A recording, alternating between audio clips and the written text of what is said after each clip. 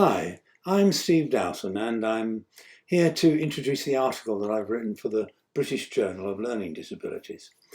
It's the special issue that marks the 50 years over which the journal has been published. And as it happens, I've been involved in services for people with learning disabilities for almost the whole of those 50 years. I got involved as a social worker in the 1970s, trying to get people out of the long-stay institutions, the mental handicap hospitals, that in those days held tens of thousands of people.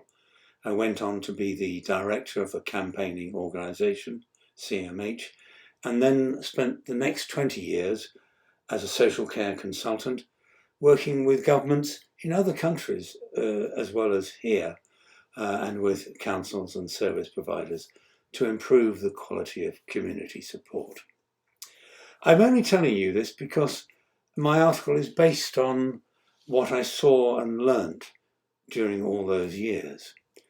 The paper itself is about one very important question. Who holds the power in the social care system? When I say social care system, I mean, first of all, organisations like local councils that hand out money that people need in order to get the support that they need. And then secondly, the support providers, organisations and individuals who take that money and deliver the service that people need, the support they need. I would argue that there's a third group of people who belong in this system, and that's the people with learning disabilities who receive the support. But so often they seem more like people outside the system just receiving something.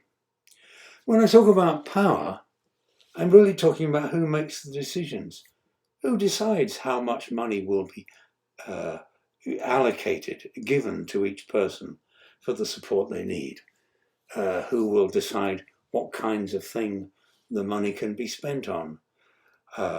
Which service provider will be paid to deliver the support? And who will decide when and where the support will be provided? This article looks at 3 times over the last 50 years when there's been a big change in the way that the social care system was organised, and which changed the answers to those questions. All through the years I've been involved, governments have kept saying that organisations in the social care system should work as closely as possible together.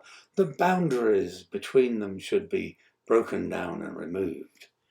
In some ways, that's good advice, but in other ways, I think it's wrong, because getting rid of boundaries is dangerous, and it pretends that everybody wants the same thing.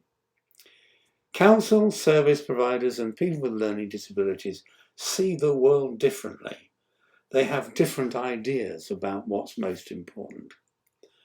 I argue in my paper that we need to design a new system, a system that shares out the power and puts it in the right places, a system with clear boundaries so that powerful people can't start interfering in decisions that other people should be allowed to make for themselves.